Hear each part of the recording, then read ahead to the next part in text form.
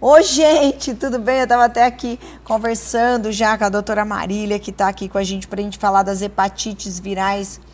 E a gente tem até fitinha no nosso jornal, né, amarelo, porque assim, ó, hepatite é um problema grave de saúde no mundo, né, atinge o fígado, causando graves. E tem uma fotinha aí, depois você vai colocar, que dia 28 de julho é o Dia Mundial, né, Marília? Sim. Dia Mundial de hepatites virais. E o que você precisa saber? Eu vou até salvar essa imagem que eu achei muito interessante. Dia 28 de julho, próxima semana agora, é o dia de combate da hepatite viral. E você precisa conhecer essa doença. Tem alguma vacina, só que assim, ó, tem viral e bacteriana. Marília, fala para mim primeiro o que é hepatite e os tipos, e a gente vai entrando nesse bate-papo aqui. Eu sempre começo conversando com os pacientes que hepatite é toda doença que inflama o fígado. E isso tem diversas causas, né? Se você beber demais, você inflama o seu fígado e você ganha uma hepatite alcoólica. Se você comer gordura demais, essa gordura infiltra no fígado e você ganha uma esteatohepatite. Mas o mês do Julho Amarelo é o mês de conscientização das hepatites virais, que são as hepatites causadas por vírus. Né? Nós conhecemos 5 vírus que causam hepatites e esses vírus são conhecidos por letras A, B, C, D e E. Né? E cada um tem uma historinha diferente. O vírus da hepatite A é uma virose que a gente tem na infância. As crianças fazem um quadro de diarreia, costuma ser autolimitado. E uma vez que você pega hepatite A, está resolvido para a vida. Para hepatite A, no nosso país, hoje as crianças recebem vacina para prevenir isso. Além de que áreas que têm alta taxa de saneamento básico já resolve essa situação. A hepatite D e E não são frequentes na nossa região. Hepatite E acomete mais uma região do Mediterrâneo, da Ásia. E a hepatite D, ela está no nosso país, está mais localizada na região amazônica. Mas o que nos chama bastante atenção são as hepatites B e C, porque elas são doenças causadas por vírus que têm a capacidade de se tornar doenças crônicas. No caso, você falou da A, da B, a B tem vacina. Para hepatite B tem vacina e para C tem tratamento. Elas têm uma história mais ou menos parecida. Mas eu já vi, tem gente que chega a óbito. Das duas, inclusive. Mesmo com a vacina e mesmo com o tratamento, ou não necessariamente? Não necessariamente. Né? Qual que é a história natural da doença sem que a gente tenha uma intervenção médica? Você contrai o vírus através de transfusão de sangue, através de relações sexualmente transmissíveis, através do compartilhamento de seringas, da mãe para o filho, a mãe que é portadora transmite para o filho. Pessoas que fizeram cirurgias antes dos anos 90 também estão em risco. E aí esse vírus entra no seu sangue. Caiu na corrente sanguínea, ele vai parar lá no fígado. E lá ele vai começar um processo de inflamar esse fígado. Gente, então o vírus ele vai aí e destrói tudo, né? Sim, ele inflama e o organismo controla essa inflamação. O fígado que inflama, ele aumenta, mas o organismo vai lá, controla e mantém isso. Em algumas situações, as pessoas se curam espontaneamente, colocam esse vírus para fora. Isso é muito mais frequente na hepatite B do que na hepatite C. Sim. Mas aquelas pessoas que não passam por isso, que se tornam portadores crônicos, têm o risco de desenvolver 2 situações se não for feito nada. A cirrose, que é quando o fígado deixa de funcionar como ele precisa, isso traz algumas consequências no organismo, ou um hepatocarcinoma, né? Então são vírus capazes de causar câncer. Mas eu vou te pausar aqui que eu já vi casos e já conheci assim de pessoas dela nunca ter bebido e desenvolver, fala assim, nossa, morreu de hepatite, coitado, morreu tão rápido, sofreu muito, que diz que é muito sofredor, é muito triste. Fala assim, mas ele nunca bebeu, a pessoa. Porque pode ter sido uma hepatite relacionada a um desses vírus, ou hepatite B ou hepatite C. Então, quando uma pessoa está doente do fígado, a gente investiga. Dos dois? Por São iguais? sangue. Sangue? Sim, bem parecido. Mas o sangue tem que ter contato com o quê? Como? Tipo... A hepatite B, ela é considerada uma infecção sexualmente transmissível. Você transou com alguém sem preservativo e você não é vacinado, você teve contato com esse vírus, você vai contrair a doença. Tá. Então, sangue, objetos contaminados, compartilhar agulhas. nos anos 80, quando tinha muito uso de drogas injetáveis. Alicate de unha é uma possibilidade de transmitir hepatite. Eu tinha falado da mãe para o filho. A mãe que é portadora pode contaminar o filho durante o momento da gestação ou no parto. Pessoas que receberam transfusões de sangue antes de 1993, que é só em 93 que a gente começou a triar essas bolsas de sangue, que a gente entendeu que isso era uma forma de transmissão. Então, podem ter contraído numa transfusão de sangue. Quer ver outra forma muito comum? Pessoas que cresceram em cidades mais rurais iam sempre na farmácia tomar a mesma injeção com um farmacêutico que tinha uma seringa de vidro com uma agulha de ferro. Ah, ele passava todo mundo. Passava de pessoas para pessoas. Meu Deus!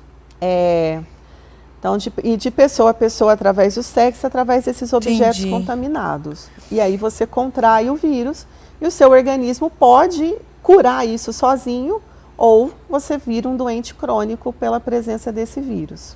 Quando fala até 28 de julho, que é o dia, né? Isso, eu tô errando? Falei certo, 28 então, de julho. Certo. Ele acaba sendo uma prevenção, porque se o Brasil para falar disso, ó, de hepatites virais, é porque a quantidade ainda é grande, Nossa, Maria? é muito. A gente estima que de 1 a 3% da população mundial seja portador de uma hepatite. Sabe o que mais? Por que é importante o julho amarelo? Porque a maioria das pessoas não sabe que tem o vírus. E não sabe porque nunca se testou. Então, o julho amarelo é um momento que a saúde para facilitar o acesso das pessoas aos exames que confirmam esse diagnóstico. No caso, Marília, a gente está falando de hepatite viral, mas então vamos comentar um pouco sobre as formas de contágio. A gente falou, e os sintomas, que nem essas pessoas que elas são assintomáticas? A maioria, você passa Posso ter hepatite então e ser assintomática? A maioria não sabe. A hepatite só vai dar sintomas numa fase muito tardia da doença. Quando você está lá na cirrose, quando você não tem muito para onde correr, ou se você desenvolveu um câncer no fígado. Ela é muito silenciosa, é traiçoeiro isso. O vírus está lá vivendo em você há anos, danificando o seu fígado. E se você não for atrás para se testar e conhecer a sua sorologia, pode correr o risco de você só ficar sabendo no momento que não tem muito o que a gente fazer. Marília, mas no caso, por exemplo, para eu descobrir, eu posso fazer o teste. Saúde pública tem o teste gratuito? Como é o teste e como faz? O teste é feito através de uma amostra de sangue. Toda unidade básica do município, eu ouso dizer, no país inteiro está disponível a testagem rápida para as hepatites virais. Você pode ser uma amostra do sangue da veia ou inclusive na ponta do seu dedo, e você consegue saber o seu resultado em até 45 minutos, através dos testes rápidos, sim. Inclusive nos... Então, mas espera aí eu sei qual a hepatite que eu tô, porque tem a B e tem a C. Tem a B e tem a C, os exames são separados. Então, tem os exames que identificam a hepatite B e tem os exames que identificam a hepatite C. Mas e a aí gente sempre oferece junto. Ah, tá. Mas aí você, quando eu vou lá consultar, por exemplo, com você, eu posso dar sinais de que é a B ou a C ou não necessariamente? Não tem como diferenciar assim, são exames específicos. Aí o exame sorológico é uma primeira triagem. Para quem tem esse exame positivo, a gente vai solicitar um outro exame de sangue que conta quantos vírus você tem. A gente consegue, através de uma amostra de sangue, contar quantos vírus de hepatite aquele paciente tem e, através de outros exames, identificar o quanto aquele fígado está sendo agredido ou se está tranquilo. Tem muita gente que é portador do vírus e está tranquilo. A gente trata e a pessoa segue, né? Você tinha perguntado sobre vacina, né? No nosso país, toda criança ao nascer recebe uma primeira dose de hepatite B. E aí isso é repetido por mais 3 doses. Mas quanto tempo? A partir de quanto tempo No isso? dia que você nasce, as crianças que estão nascendo hoje são vacinadas. Ah, porque eu não lembro disso porque assim, ó, por que eu tô te falando isso? Porque eu fiz odontologia. Sim. E na odontologia, como a gente corria muito risco, eles davam a vacina na gente, as doses, né? Acho que eu não lembro se é uma ou duas doses, 3 doses, né? o esquema completo. O que acontece? A vacina foi sendo aplicada pelo Programa Nacional de Imunização cada vez mais cedo. Eu deveria ter tomado aos 15 anos. Eu escapei dos 15 e fui tomar na faculdade. Quando eu cheguei na parte prática, foram checar minha carteira de vacina. Ó, você não tomou sua vacina dos 15 anos. Para você entrar no hospital, você precisa tomar. Mas eu acabei tomando na faculdade. Algumas pessoas tomaram as 3 doses na infância, mas ou então aos 5 anos de idade, teve uma época que vacinava aos 5, um outro mais antigamente. Hoje vacina, você falou que hoje a criança sai da maternidade vacinado com a primeira dose. Tá, isso. E as outras? Para C não tem vacina. Mas eu falo assim, uma dose só, B, tem mais dose para essa? Tem, com 2 meses depois e 4 meses depois da então primeira acaba dose. dando ainda já na... Sim, aí quando a criança vai no posto tomar as demais vacinas, acaba fazendo a de hepatite B também. Isso é lindo, porque a gente está trabalhando para erradicar o mundo dessa doença. Quanto mais pessoas estiverem vacinadas, a vacina é excelente, protege muito, ela é muito eficaz. Então, a gente caminha para erradicar a hepatite B do mundo. No caso, a gente estava falando do diagnóstico, né? Você fala que a pessoa com sintoma, ela já chega num estágio mais avançado? Sim. Aquela história do xixi amarelo. Quando está nesse momento, possivelmente já está numa fase de doença muito avançada. Mas, tanto se for a B quanto se for a C, existem medicações que tratam e que podem, na B, aumentar o tempo, a qualidade de vida, aumentar a sobrevida dela. Cura tem? Na C a gente fala em cura hoje em dia. Na hepatite C, hoje nós temos um tratamento que cura 98% das pessoas. Que legal. Sem nenhum comprimido, 3 meses, sem nenhum efeito colateral. Só que o pessoal toma direito. Toma, porque quem trata aqui sou eu e meus pacientes têm medo de mim. E aí Marília, eles tomam direitinho. Mas eu falo assim, quais os outros sintomas que pode ter hepatite, quem já está no quadro? Existe, para quem é portador crônico... Coloca põe aí grandão aí, pessoal. Muitas vezes a pessoa não percebe, mas para quem tem o vírus e é portador crônico, ele tem uma fadiga, ele está sempre cansado, tem uma leseira que ele não percebe. E aí quando você cura a doença, no caso da hepatite C, ou quando você controla esse vírus, no caso da hepatite B, a pessoa melhora o estado geral. Né? Existe um momento, que é o momento da infecção aguda, assim que você teve o contato com o vírus, que muita gente ignora, mas pode ter um quadro clínico de febre, dor abdominal, vômitos, a urina escura, a icterícia, que é o olho e a pele amarelado.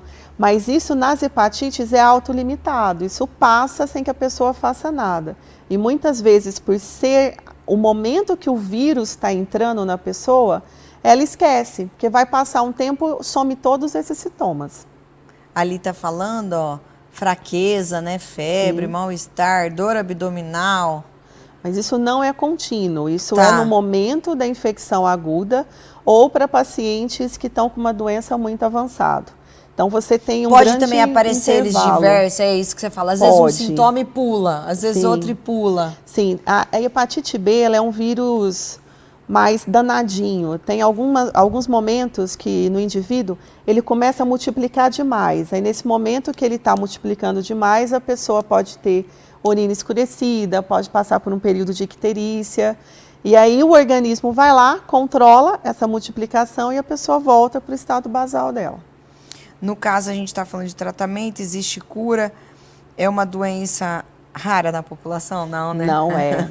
É 1% da população é acometida. Eu até te fiz essa pergunta aqui agora. Não é, né, Marina? Pelo que eu entendi, não é muito frequente. Só que a gente não sabe quem são. Como são esses estudos de prevalência, né? Você pega uma amostragem da população e faz uma testagem e em diversos lugares do mundo, em outros cenários, em outros países, e a prevalência que a gente encontra é de 1 a 3% de todo mundo que foi testado está positivo para isso.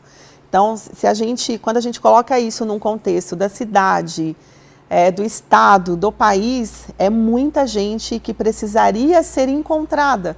Nós estamos procurando os portadores de hepatites para poder identificá-los e para aquele caso que tem indicação do tratamento, iniciar o tratamento na B iniciar o tratamento na hepatite C, e na hepatite C, que hoje em dia temos um tratamento top de linha, levar esse paciente para a cura e virar a página da doença.